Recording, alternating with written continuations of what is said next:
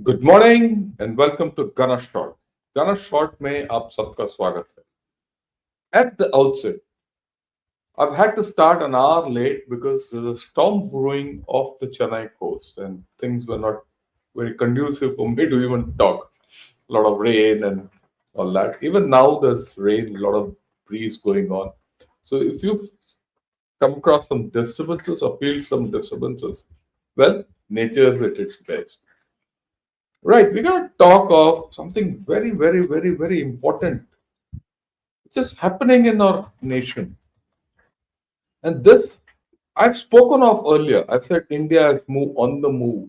India is changing and it can't be stopped. Today I'm going to talk of India's power shift. And I'm talking of all this as a series. This is not the first video I'm doing on this. It's a series so that you understand what's happening in India. India is changing, India is changing, and it's growing up the value chain. Is something which I've spoken of long back. And I've always said that India is not stoppable. And that is manifesting itself here. And today we are going to talk of that. We're going to talk of all this. But is it just that a flash, of, in the pan? No, it's not. It's sustained. Many people will disagree with what I speak today. Many people have already come out on the social media and decried that India's growth is jobless wonder and manufacturing less wonder. That's fine. That's their view. But I have my view, and my view is not for a particular government, it's not for a particular sect, it's not for a particular region, it's for the country as a whole and based on my observation of people. Because at the end of the day, it's the people who make a country, it's the people who make an economy, it's the people who make a nation. And we're talking of that power shift which is happening, right? And let's get going. The other day, uh, this came out that we are growing at 8.2%. This is the second quarter in which growth of 8.2% has been recorded. Last quarter also 8.2%. Half a year 8.2%. Even in the other two quarters, if you grow at 6%, you overall 7 plus. It is something. It is something. What is interesting is how manufacturing has grown at 9%. Services, which is our strength, has grown at 10%. So these two are the main legs of our economy. Why? I'll tell you why they're main legs. Services, we are always strong. We always got a high degree of service component in our GDP, up to about 60 to 70%. No, manufacturing was low, and manufacturing was our weak leg. I said two legs, weak leg. It's not a strong leg. But manufacturing in the past one quarter growing at 9% is strengthening itself. And this will only increase. We have headroom for manufacturing and industrialization. The second factor which I'd like to highlight to everyone. People say that, look, India can't replace China. India should not replace China. That's the worst which can happen to us. India can't manufacture the way China does. We are not interested in that. India will not industrialize the way China has done. It will not happen. Let's go with the fact that India will not be an industrial nation. India is a mix of many things, but a balanced homogeneity or a balanced heterogeneity. I wouldn't say homogeneity, heterogeneity is a better word. And if we get our manufacturing up to about 20-25% of our economy, we are there. We don't have to be the 30-40% which China is. And that is something which people have to understand. Right. Before I go further, I'd like to take one comment which came from Varga. He says, request to put some humor with smiles in your delivery. You carry serious and angry young man looks. We know the topics you talk are serious ones, so it should carry some humor. Well, all my humor are my thumbnails. If you see, all my thumbnails are humorous. I put cartoons where feasible, all that. And well, topics are serious. How do I this thing? The only way I can make it humorous is induce some anecdote, which I do. Right. Having said that, let's go ahead. But I'll try. Humor is not natural to me, right? That I must admit it. So let's go ahead. 8.2% is solid growth. Right? People say, "Oh, China grew at 10%. Why not this?" Well, you have to live in you're living in different times. And you look at this. This is a clip by one of the CEOs of investing firm. He's talking about the other economies and India growing at 7%. You look at the whole thing. And I'll play that clip, what he says. Right? You look at this. This India is 7%. The rest of the economies are anywhere between this is it. And many economies are cratering, contracting. They've not shown China's. Very deliberately, these chaps have not shown China because many people believe that China is itself contracting, but it's projecting more, which is always the case with China. It lies. So when you look at this, you understand the difference between what's happening in the rest of the world, what's happening in India. And that is where this power shift is happening. Right? And let's hear what he says, what this man says. Third stop, leaving the United States here. India.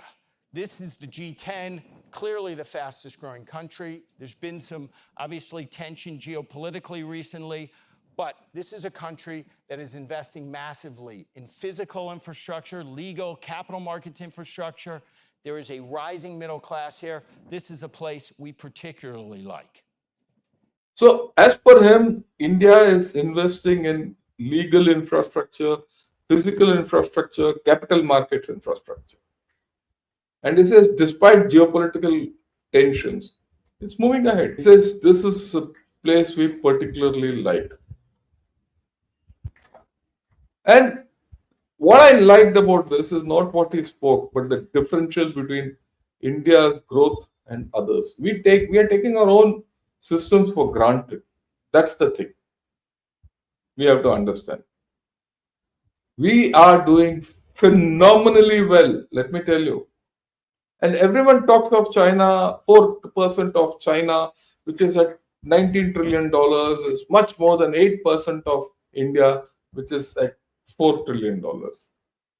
But is China growing? And I'll talk of China, where China is still cratering, where China has got a major problem. I'm going to show it today. People have to understand this. Right. Next, this 2025 ranking came out from Australia. Right? He says, what's the comprehensive power of nations? And if you look at this, he says,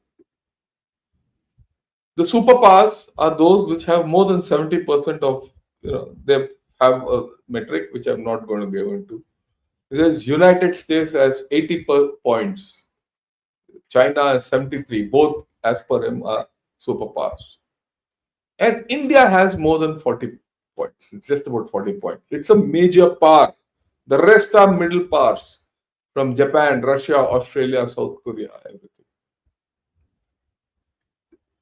The interesting thing here is this, that the power shift is we have now, as per this ranking in Asia and all over the world, India has shifted from being a middle power to a major power. You matter. Next only to the superpowers. So it comes back, if you go by this, we are the third pole in the world. And I've written about India being the third pole long back. So I'm not an economist, I'm not a businessman, I'm not I think I'm just a simple army man who's watched India, who feels the pulse of India. And it was my prediction 2 years back that we'll be the third pole. It's coming true. And I'm making this prediction again. Watch it 2030. You'll find a different geopolitical setup. For many reasons, including that of China. Right? From here on, our rise or shift will be geometric in nature. That's the way, that's the law of nature. Right? And this comes out, the Russians echo us. He says India's rise, this from Russian TV, it says India's rise is driven by strong economic growth, future resources, with only the US and China ahead of them. Right. Now, the point is this. I'll go back to this power shift and you have a look at it. What are the top five powers today as per this? It is US, China, India, Japan, and Russia. Right? Which are the two powers which are best with each other? India and Russia. Right? And of course, the Russia China equation is also very good. Right? But if you look at other powers, they're all not okay with each other. In fact, India is very good with Japan also. You look at Japan, Japan has problems with China and Russia. And its relationship with USA is uneasy today. Look at USA. USA is in the past, this year, 5, 6, 7 months, its relations with Russia, India, and China have not been good. And Japan, they've treated Japan as a handmaiden. I can go like this in a circular manner. India has the best credentials in countries which are part of the middle power compact. So India as a major power has only one way to go up, and this power shift is happening. Right? That has to be understood, and India can't be stopped. Look, this clip I'm going to show you is of Bloomberg. The US media, in particular, have been very critical about India. They've been disparaging about India, whether it's the New York Times, Wall Street Journal, Bloomberg, or Washington Post, or anyone. There's a bipartisan attitude in US media to run down India. Yet, you watch this clip by Bloomberg, and we'll discuss this after that. You know, we're making a deal with India, a much different deal than we had in the past. So right now they don't love me, but they'll love us again. India might not be feeling the love just yet, but the economy is holding up. President Donald Trump's 50% tariffs have hit exports to the US, which have now declined for 2 straight months. The rupee is at record lows, businesses are feeling the squeeze, and investors are on edge. Despite the headwinds, the economy is growing more than 8%. That's the fastest among major economies for now. Prime Minister Narendra Modi has rolled out measures to offset what are some of the highest tariffs in the world. He's used tax breaks to boost domestic spending and introduced new labor laws that give companies more flexibility in hiring and firing. Modi's promised more reforms to make it easier to do business and attract foreign investment. India is looking at opportunities across the globe, even easing tensions with its neighbor and rival China. It's also repaired its frayed relationship with Canada, with Prime Minister Modi signaling a willingness to do business with his Canadian counterpart, Mark Carney.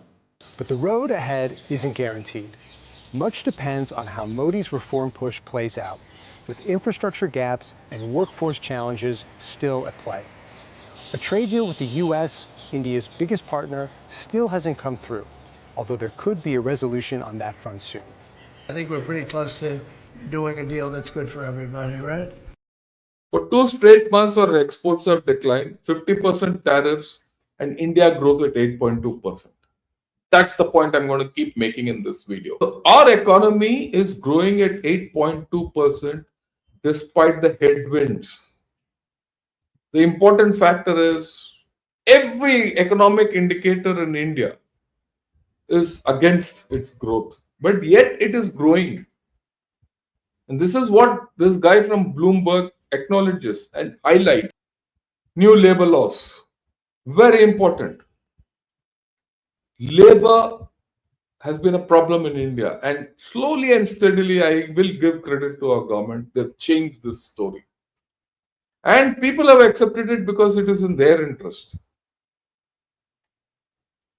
The old labor laws and all those things, strikes, yeah, or the past, gone, just gone with the wind, scattered, and things have changed.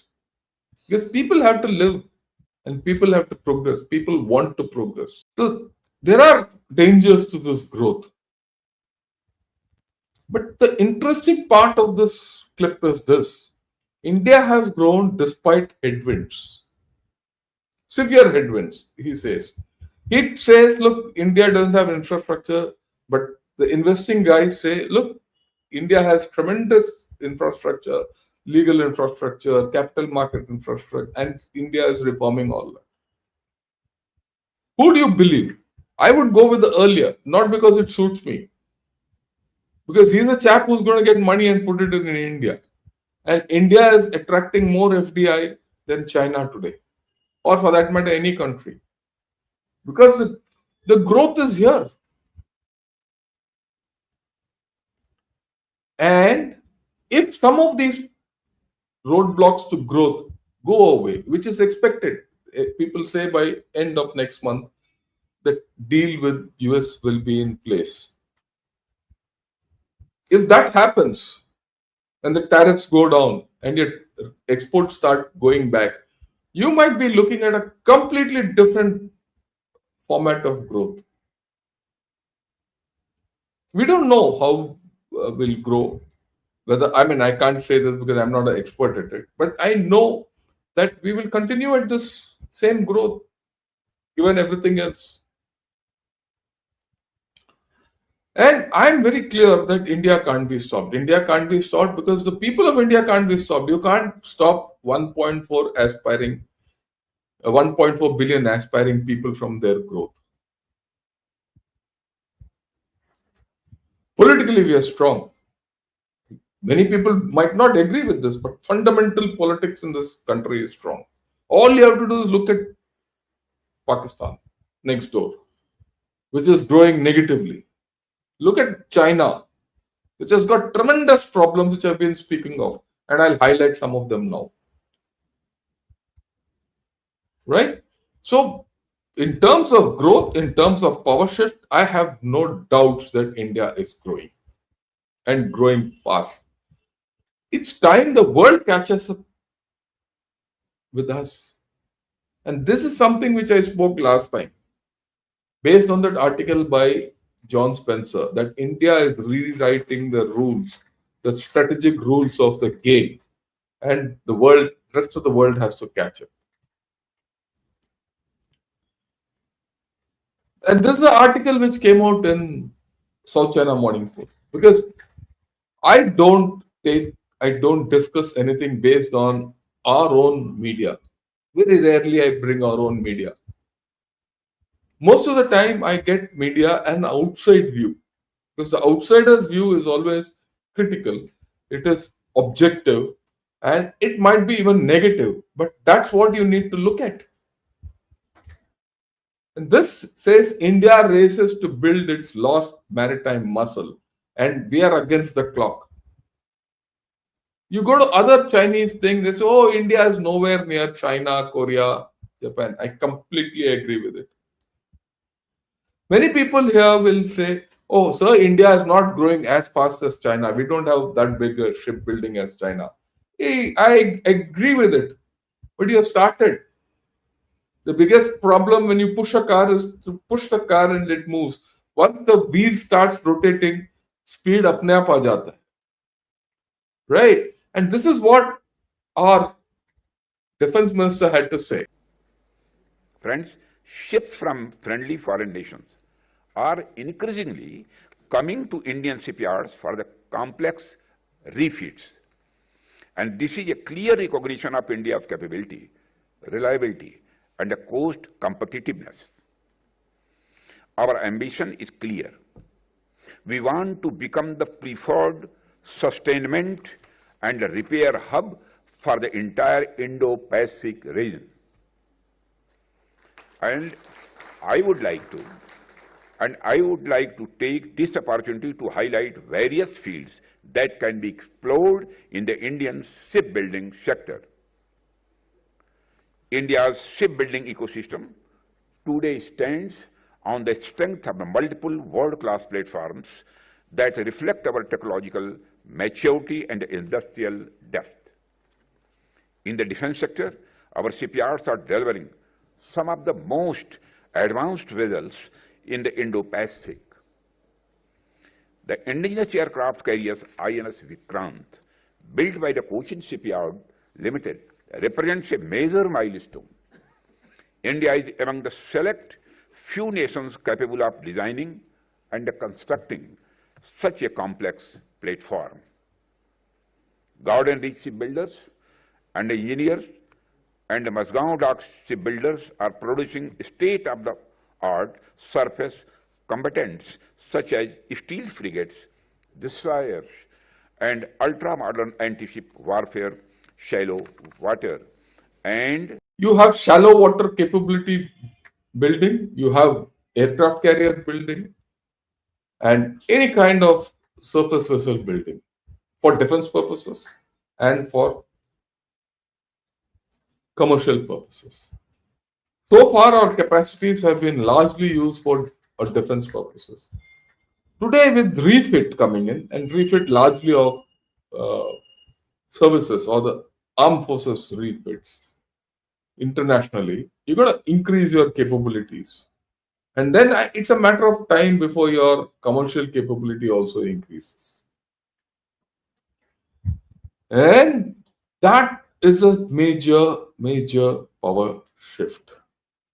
The one missing thing is aircraft building capability. But I think it's only a matter of time because Hyderabad, as it is, has become a MRO hub for aircraft. You'll see this shift happening. And it's happening in front of our eyes.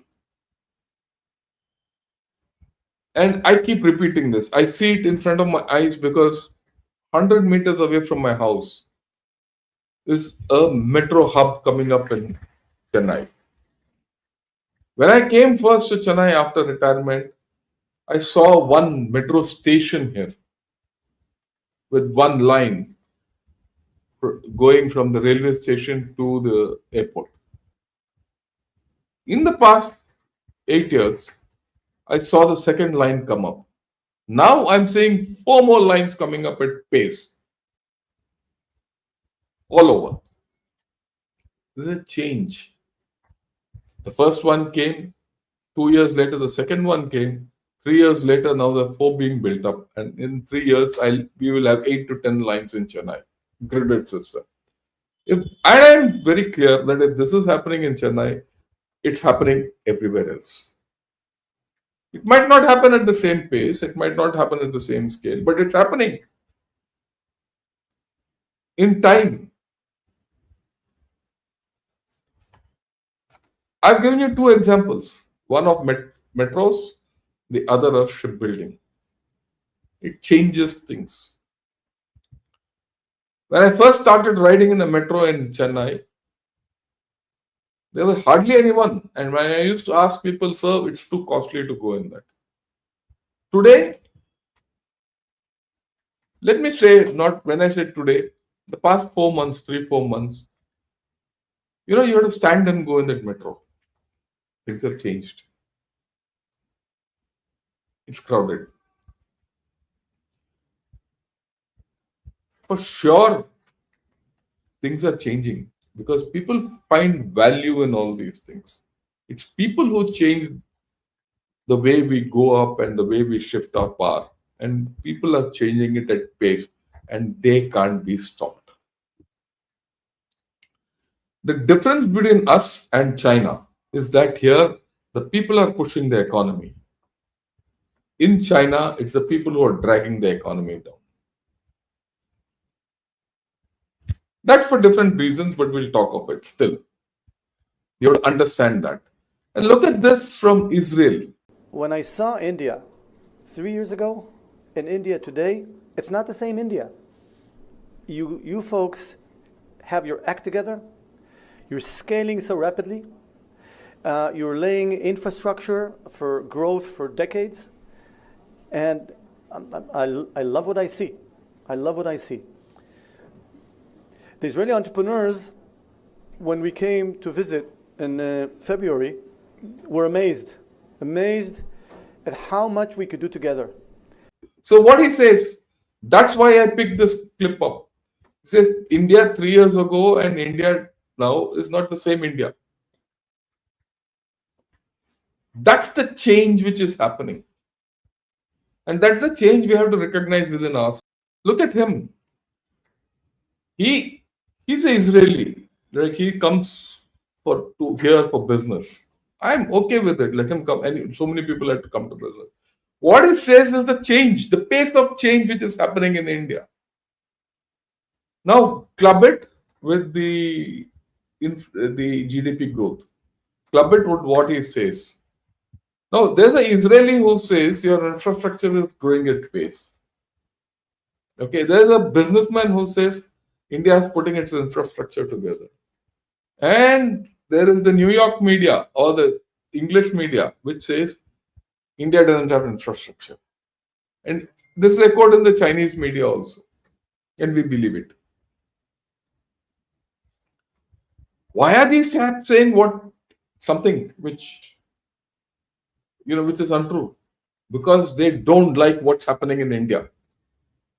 Neither does in China or USA like what's happening in India. India is changing, and we as people of India have to change with this change. The pace is important. I always say the flow of the river is more important than a stagnant pond. Right. Let's go ahead. This is a report 2 days back from China, Guangzhou. I keep going back to Guangzhou because Guangzhou is a pro CCP hardcore Mandarin tabloid, much in the thing of Global Times. But it's a little more interesting because they get a lot of good guys or qualified guys to speak, and they cover a wider range of topics. Right? He says to reduce import dependence, India approves 72.8 billion rupees rare earth magnetic manufacturing plan. Yeah, we don't have rare earths today. I have no doubt about it. But India has done that. I didn't know about it. I'll be very honest with you. I didn't read it, or maybe I missed this news. I picked it up in the Chinese media that they're doing it. And when I go into it and I go do backward integration with what I have already spoken to all of you, I find it's true. And why wouldn't we do it? That's what I've been asking. India has got all the rare earths which we need. We have some of the highest deposits of rare earths. You use the thorium sands which are full of rare earths, and you get into a thorium cycle, to the higher end of your thorium cycle or to the terminal end of your thorium cycle, you will get rare earths. And we have already started investing to make rare earths magnets. India is actually self-dependent for strategic purposes on samarium based magnets, which US is also not self-independent. Incidentally, not samarium, not dysprosium or terbium. We don't have that. That is there in Myanmar and maybe in the northeast. Even China doesn't have. China also depends on getting it from Myanmar. You make it. And we've started the process. The process will take time. It's not going to happen overnight. It's going to happen over maybe 4, 3, 5, 6, 10 years. गाड़ी चल पड़ा है भाई, गाड़ी चल पड़ा है और ये गाड़ी रुकेगा नहीं, right? And if you don't have a particular rare earth or a particular magnet, trade and find alternatives. Who knows, in the next 5 years, maybe these rare earths and their magnets and alternatives are of no use. Already people are saying that they're looking at alternates to rare earth magnets. Technology. I heard a Pune based firm which says we'll produce motors which don't need rare earth magnets. It'll come up. You can't stop people. US economy, China economy, I've spoken. They're both big economies. They're the bigger powers as per that power index. उसमें doubt नहीं है. But they're sluggish today. They're not growing. They're losing influence. Both US and China are losing influence because no one trusts them. Japan doesn't trust them. Russia doesn't trust them. Russia doesn't trust China either, but Russia trusts India. Again, I go back to the top 5.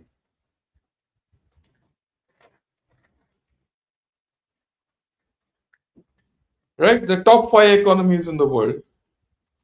Trust deficit is high, but everyone trusts India. Both US and China have internal political and military problems. On this, I've said many times. Because this is a slide I keep repeating with every such video. The rest of the world wants to reduce dependency on these countries. Both these countries want influence but don't want responsibility. And one thing, both these countries are united against India. They feel that tomorrow India will upturn the whole story for them. And that is something we have to be cognizant of. And between the two, China is our bigger threat. That's a physical threat with 3,000 kilometers of border. And this power shift which is happening has to factor that in. When I say China, I include Pakistan also. Because Pakistan is just a cat's paw of China. And the way I look at it, you break the cat's paw, you break China. Don't concentrate on, you trade with China, do anything with China, but break Pakistan. China will get hit. We need to change because our power is changing, our shift is changing, our thinking has to change. You block against China and hit Pakistan.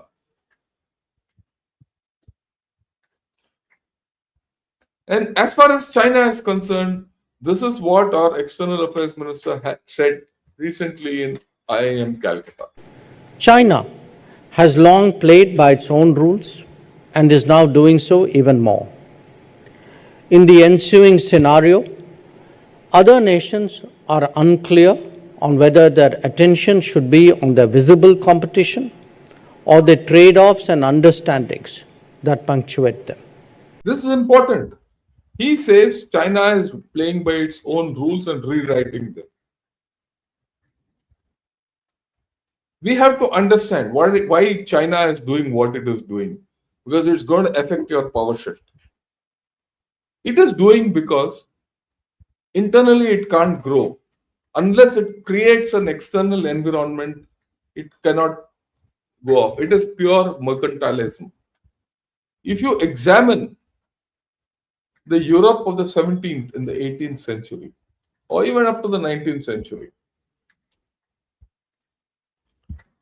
more so the 18th, 19th century, where colonialism was at its peak. What was it all about? Why did the Europeans come out to colonize the whole world? Because the resources were outside. They didn't have anything. So they looted their colonies and took the wealth back home. to revive their own economies, grow their own economies, and today they are wealthy. China is following that same playbook today. Internally, China is weak. China has gone this external route. It wants to establish an alternate global order, this, that, all that nonsense, so that it can enrich itself and revive itself internally. But there's a difference between what China is and what Europe was then. That I will discuss on another day. But today we have to understand that China is virtually your mortal friend or your mortal enemy. Call it what you want. It's not a frenemy. It doesn't want you to grow. Whatever China does to you is against us. So, in this context, let's understand what China is going to do and where it is heading. Today, China has started a new story of manufacturing drugs, biotech, because they find that EV, solar, all that have reached their limit. That is your danger, because they're trying to hit your drug economy, your pharma. Your pharma is the next thing, and you need to protect it. How you do it is going to be important, because part of your own growth and part of your own GDP is pharma, a major part. And if that collapses, many things collapse. And that collapse, which these chaps can engineer, will be to their benefit. And this is what happened in the turn of the century, when you had all the APIs and the APIs were undercut, API manufacturing capability in India. We were self-sufficient for pharma industry, but they finished off our APIs, made us completely dependent on the APIs from China. To some extent, we have reversed it. Maybe in the next 3-4 years, we'll come to that threshold where they can't hold us to ransom. And it will be their interest to sell APIs to you. But that will only be feasible if you maintain your competitiveness in this sector. And that means own research. In this power shift, as we grow higher up the value chain with greater GDPs, we have to invest into our R&D. This is a cycle. In this cycle, if you today don't invest into your R&D, you lose your competitiveness and your leadership in whichever field you have. And I did a program earlier which said, look, China is now examining our pharma industry in detail, and they know that they can't catch up with us today. But what about tomorrow? The only advantage we have is they can't capture the Chinese American market for many reasons. But we don't know tomorrow what will happen. How do you get hold of that? It's something we have to understand, because China is getting after this. And then, of course, they're not going to, whatever's happened with that Arunachal lady, Tangbok, Pem Tangbok, at Shanghai, is not an accident. It is by design. Now, articles like this are coming out. It says India is using visas to conduct compliance tests on Chinese citizens. They're saying, look, India doesn't give visas easily. Don't think you'll get India's visas. So they're trying to slander us. They're slandering India and its system. This is a designed thing which is happening. When I say that the biggest threat to our nation is China, it is based on these things. Whatever US does, we know how to handle it. We've been dealing with US for a long time. We know how to handle it, but not China. This is something we need to clearly understand. Right? Now, there's another thing which we need to understand. China is projecting itself as a great force, X, Y, Z. It may be so, because it's accumulated enough economic power, it has accumulated enough military power, at least on paper, and many things. But What is the reality of internal China? The demography is at a place where it will never come back. On that, there's no doubt about. I have no doubt. Right? Internally, their consumption and internal demand is weak. But articles like this are coming out. China is already a domestic demand-led country. How to further expand domestic demand? How do you expand? I mean, this is a stupid article which comes out. But it is this kind of article is what feeds the propaganda of the Chinese. What's their narrative? Oh, we are okay. We have adequate demand, but we have to expand our demand. Well, if your demand is okay, why do you need to expand it? So when the Chinese say something like this, you have to understand their problems. In our case, we are a domestic driven economy. This is what the RBI chief said in New York 2 months back, which I conveyed to you in one of my videos. After this, I'll put all those 3 videos which I did earlier and the links in this so that you have a clear idea as to where we are. So the correlation between what I said earlier and what is there now. But in China, the entire business of consumption and domestic demand is cratering.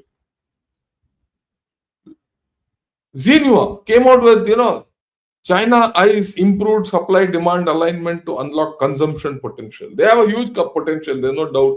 They also have about 1.3 billion people or 1.2 billion people, depending on where they are. And that consumption potential is there. And Xinhua comes out and says, oh, we are doing well. That's the narrative. But the truth is something else. And the truth comes out, I keep following this gentleman, Michael Pettis, who's based in China. He teaches economics at Tsinghua University. And it's interesting to see how China is lying and how we get taken up by it. I've shown you 2 articles which say that everything is okay in China, demand is okay, consumption is okay, everything is okay. What does he say? We have to understand this because we should be clear what's happening in India vis-a-vis what's happening in China. Don't compare yourself with China because China is doing something which is completely different from what you are. He says, China goes on to say consumption remains a robust driver of Chinese economy. That's part of the article. In the first 3 quarters of this year, final consumption expenditure contributed 53.5% China's economic growth compared to 44.5% in the entirety of 2024. When you read it, it says, oh yeah, China has increased its consumption from 44% to 53%. Oh well, China is back on the track. But then he says, this is a little dishonest. He's using the words dishonest. Consumption's 53.5% contribution to GDP in 2025 is certainly better than its 2024 contribution of 44.5. Both are bad numbers and well below the already low 60% it typically contributed to GDP before COVID. When GDP contribution, the consumption was 60% of Chinese GDP before COVID 5 years back, everyone said it is low and China needs to increase its consumption. That's there in that report of 2030 by the World Bank and China. That it needs to go up to, say, 70% if you want to be a major economy. But it has gone down. 5 years later, what do you see? The consumption is not picking up. And that's what I always say. China is a rich state with poor people. Right? There's another very nice metric. Today morning I found this article. It says cheap hotels are disappearing in bulk in China. Why are they disappearing in bulk? 3-4 months back, I did the program in which I gave out the details of 5-star hotels disappearing in China, or The number of five-star hotels, I still remember, came down from something like 1400 or so down to 800 in the entire China. Right? And today, cheap hotels are also disappearing. Why? People are not traveling internally. People don't need. Why will hotels pack up? Why will five-star people pack up? Five-star chains pack up. He talks of budget hotels, internal chains also packing up. People are not traveling. Why aren't people not traveling? People can't afford travel. People don't want to travel, or there's no business to travel. There are no jobs to travel. Just think. These are the hard facts of China. Chinese banks slash loan rates. How much can you slash? There are certain banks which, this is from Kexin. If you see here, it says below 2%. The interest rates are below 2%. In many banks, it's already at 1%. How much more can you slash rates? So maybe 3-4 months back when I spoke of slashing rates, 50% of the banks were given at almost 1%. Today, the rest have also joined that bandwagon. You look at the internal finances of China.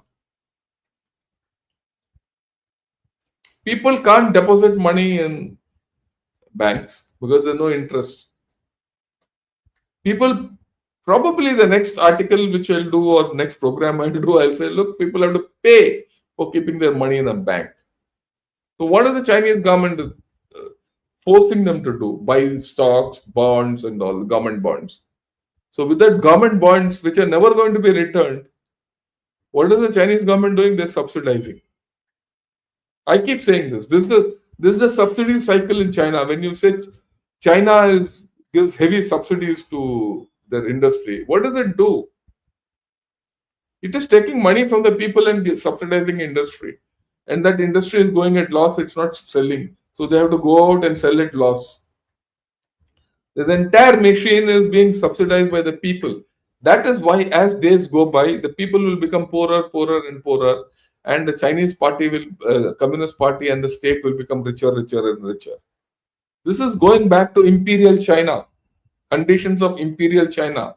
This is going back to the conditions of colonial Europe and the mercantilism. That's the danger from China to the outside world, because today China depends on its growth more for outside than inside.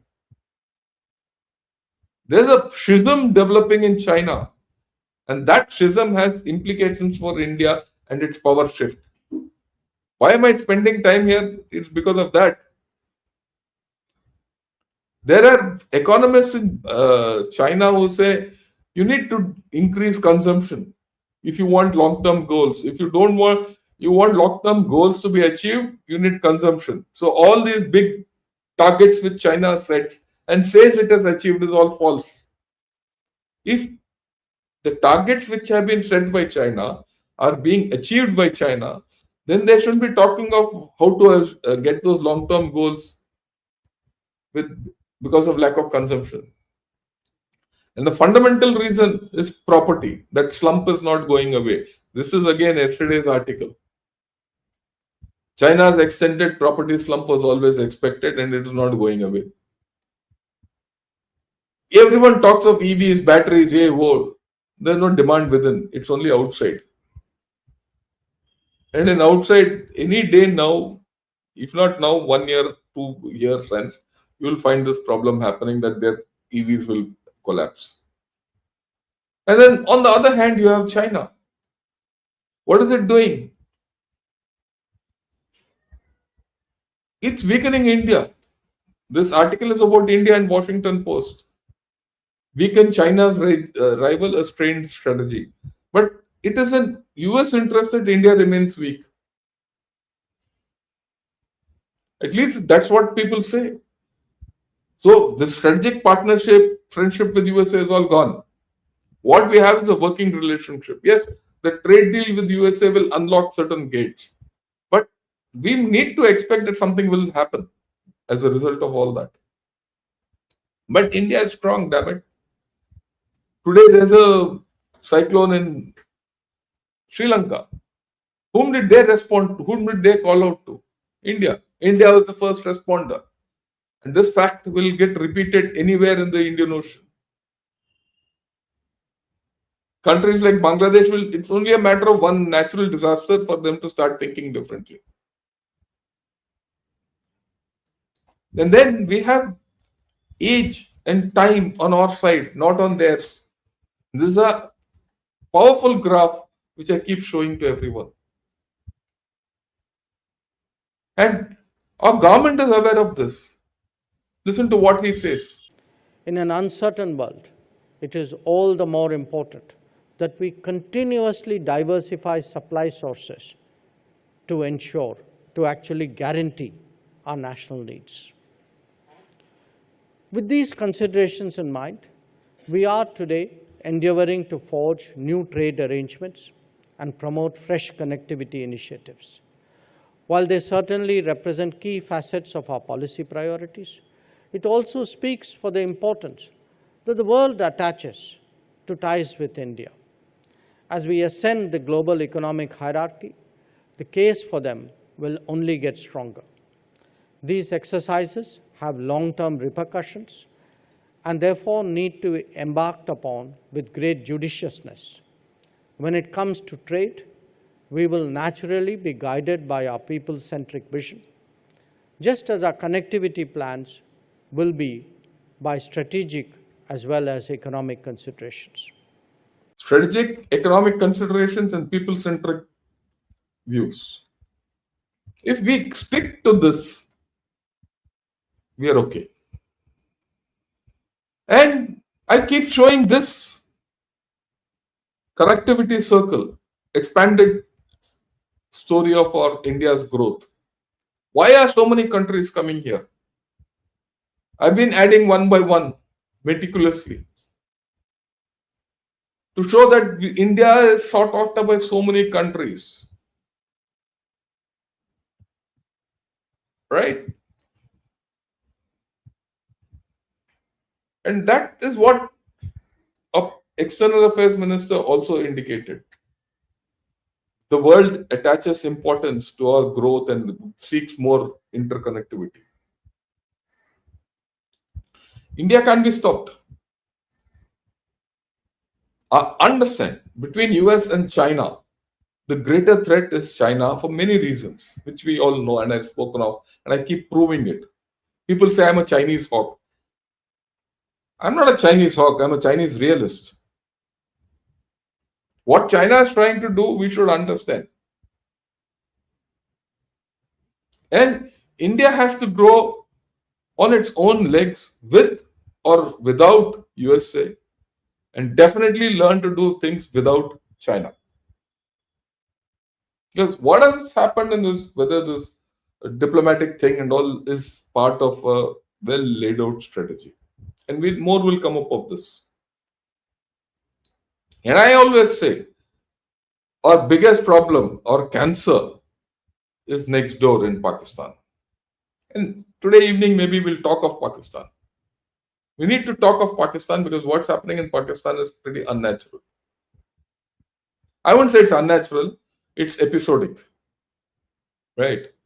And we'll talk of it. Imran Khan, all that. And then I come to, the thing which I always finish off such talks with. Is India safe? Can India handle the threat it faces? Understand, India has never been invaded by sea. There's no threat to India from our coast. The only threat to India is either from China or Tibet. But a threat to India is from China through Tibet or from Pakistan through whatever they can. But you have a very strong army defending this nation. People say our army is not strong enough. Our army is this X, Y, Z. And people still refuse to believe that Indian army is so strong. After what it did in Op Sindoor, to the Pakistan armed forces and the Chinese equipment. Narratives. These are all narratives. What is the reality? You have some of the strongest armed forces guarding this nation. Look at this little clip I'm going to show you. This is about how people survive or how things are in the Siachen Glacier. I'm showing Siachen Glacier. This is an extremity, but this extremity exists in many parts of the Indo-China border and the Pakistan border. So we had to listen to this whole story. ये है real juice Goa Goa का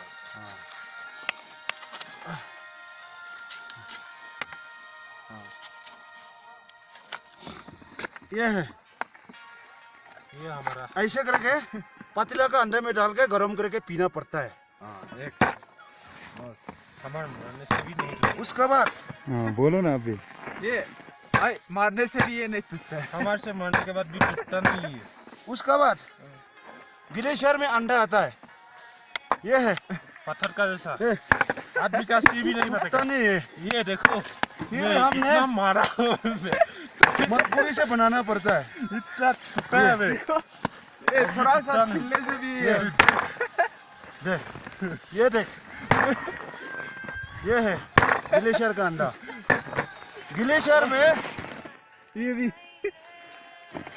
फिर आलू बनाना है तो हमने खा नहीं सकता है सबसे पहले उसको पानी में उबालेगा उसका बाद ही ये देख आलू ये आलू टमाटर देखो और टमाटर ये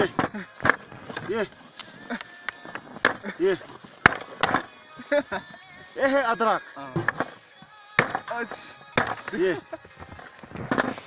ये अदरक का देखो पूरा होने का नाते पूरा हमें बर्फ बन गया है प्याज भी खाना पड़ता है लेकिन खा नहीं सकता है ये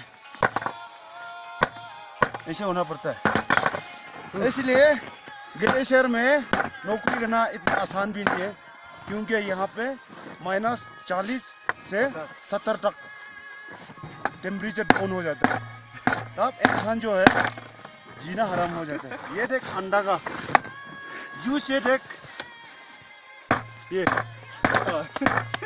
ये अंडा तोड़ रहा है ऐसे ये देख देख ये इतना में हमारा कुक तीनों समाप्त हो जाता है तगड़ा रहो बाय बाय तगड़ा रहो फेंक देता नहीं ये आलू ठीक है आलू रखो See, this is where people have to realize what India is all about. Our men guard this nation under these conditions.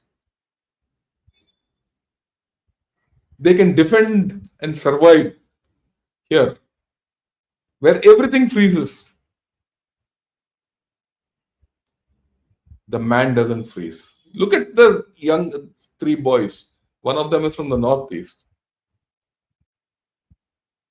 And he's explaining to us how life on the glacier is. Same thing happens in eastern Ladakh and many places in Sikkim, super high altitudes of Sikkim on the plateau, and also in some places in Kargil and all that. Here, no technology works. Human technology works. Human innovation works. The spirit works. The most important thing is not the environment. Look at the way these 3 boys are behaving. Look at how they are talking. Look at how they're smiling. That's the thing which you have to understand. That is how Indian army is so tough. There's no tougher army in this world. Right? There's no tougher army in this world. This chap says, Varga says, sir, you should be say something nice, humorous and all. Let me recount my own experience on the glacier. One day I was Ladakh, and I was in charge of ensuring that everyone on every corner of the glacier got their supplies and everything. One part of their supplies was I was the colonel in charge of administration of the division, Trishul Div. One part of their rations was Cadbury chocolates. You get the big, huge Cadbury chocolates. Give it. So one day, requirement came. Look, at one place, a helipad has to be constructed. So I called my guy in charge of stores, I said, look, a helipad has to be constructed here, there. So what does it take to shift stores up, work it out? We have to do it in a very short time frame and all that. So I started talking to the battalion commander and the post commander. Look, we need to have a helipad there. It's their requirement. He said, sir, send the helicopter and ensure the helicopter lands there. I said, how? I said, you need a lot of equipment. You need a sheet, you need, slats, you need everything to make a platform. He says, don't worry, sir. I'll make that. I said, what? I'll use Cadbury chocolates. Huh? Cadbury chocolates. Cadbury chocolates stacked, decked, made the helicopter deck in Siachen Glacier. I couldn't think of it. These boys were so innovative that within a matter of 3 days, with Cadbury chocolates available with them on their post, and someone went and dropped Cadbury chocolates next 2-3 days, and they made a helipad. Can you think of it? This is Indian Army. All this talk of AI and all that fails there. That's why I say you need technology which suits that terrain and that condition and that operational text and that set of people who are fighting. Fighting is a big different ball game. Right. So I thought I'll end this up. Till such time you have such great guys defending our nation, our power will only go up.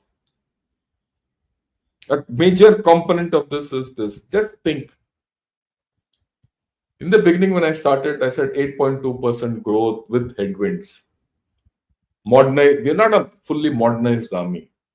If you incrementally increase this, remove the headwinds, and modernize our army, where will we be? And this is what I always say, that more often times we underestimate our own strength. Well, I do hope you like this video. If you like this video, do press the like button. Do subscribe to Gunner Shot. Also press that bell icon.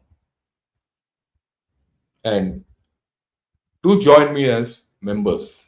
And I'd like to thank all of you who joined me, though my program started late. Like I said, today there's a cyclone blowing off the coast of Chennai, Ditwa, which has come up from Sri Lanka.